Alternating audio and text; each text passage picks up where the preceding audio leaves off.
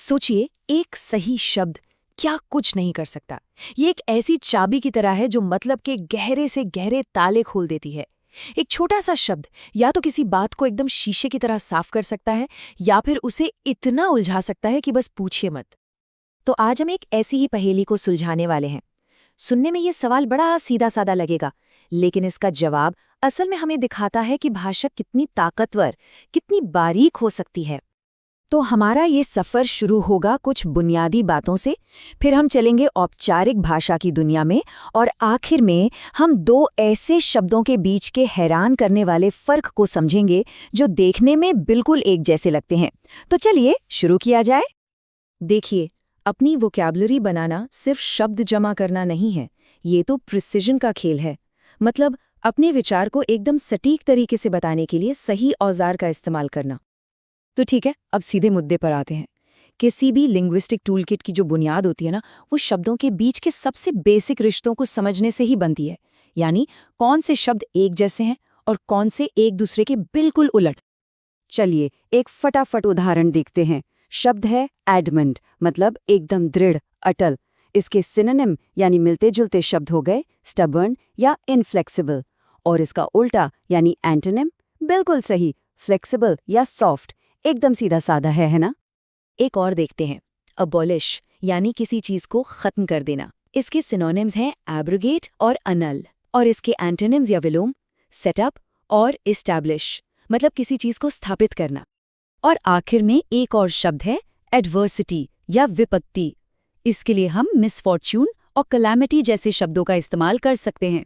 और इसका बिल्कुल उल्टा जाहिर है प्रॉस्पेरिटी या फॉर्च्यून यानी समृद्धि। तो ये है हमारे बिल्डिंग ब्लॉक्स। तो अब जब हमारी नींव तैयार हो गई है, तो चलिए आगे बढ़ते हैं और देखते हैं कि जब यही शब्द आम बातचीत से निकलकर किसी बड़े फॉर्मल कॉन्टेक्स्ट में इस्तेमाल होते हैं तो क्या होता है। ये जो प्रतीक है ना, ये हमें सीधे प्रशासनिक भाषा की दुनिया में ले जाता है। एक ऐसी दुनिया जहां हर शब्द का एक खास कानूनी वजन होता है। यहाँ पर गोलमोल बात की कोई गुंजाइश नहीं होती। चलिए उसी अबॉलिश शब्द को फिर से लेते हैं। जब हम एडमिनिस्ट्रेटिव भाषा की बात करते हैं तो इसका एक बहुत ही सटीक मतलब होता है समाप्त करना या जड़ से उखाड़ फेंकना, यानी उन्मूलन करना। तो जब प्रधानमंत्री कहते हैं कि दहेज प्रथा को अबॉलिश करना है, तो इसका सीधा सा मतलब है इसे जड़ से खत्म करना है। अब एक नया शब्द देखते हैं, अलिविएशन। सरकारी शब्दावली को देखें तो इसके कई मतलब निकलते हैं, कमी, उन्मूलन, उपशमन। जैसे एलिवेशन ऑफ पॉवर्टी यानी गरीबी का उन्मूलन। और यहीं से कहानी दिलचस्प होनी शुरू होती है।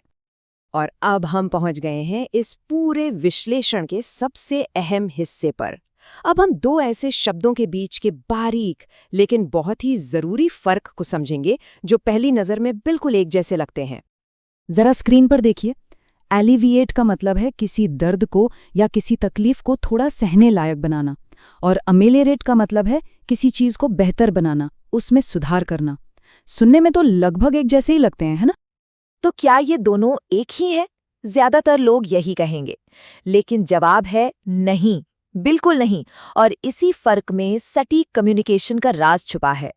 चलिए एलिवेट को समझते हैं। इसका फोकस नेगेटिव चीज पर होता है।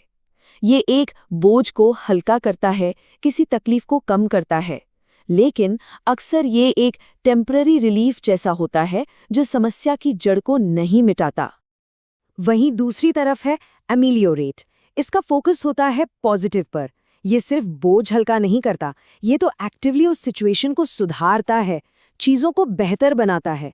और इसका इस्तेमाल अक्सर ऐसी परिस्थितियों में होता है जहां एक स्थायी बदलाव की ज़रूरत होती है। और अब वो एक लाइन जो इस फर्क को शीशे की तरह साफ कर देगी। इस एक वाक्य में सब कुछ है। मरीज की स्थिति में सुधार हुआ, यानी उसकी पूरी हालत बेहतर हुई। ऐसा क्यों हुआ? क्योंकि हमने उसके सिर दर्द को कम करने के लिए दवा दी, हमने दर्द को सहने लायक बनाया।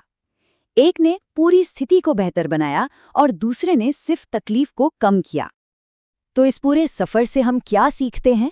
यही कि शब्दों को सटीकता से इस्तेमाल करने का भी एक तरीका है, एक प्रोसेस है।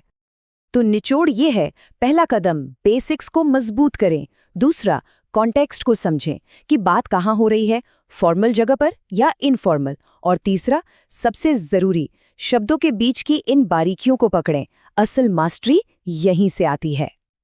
तो आज की बात यहीं खत्म करते हैं, पर एक सवाल के साथ। जरा अपनी शब्दावली के बारे में सोचिए। ऐसा कौन सा एक शब्द है जिसे आज से ज्यादा सोच समझकर, ज्यादा सटीकता से और ज्यादा असरदार तरीके से इस्तेमाल किया जा सकता है?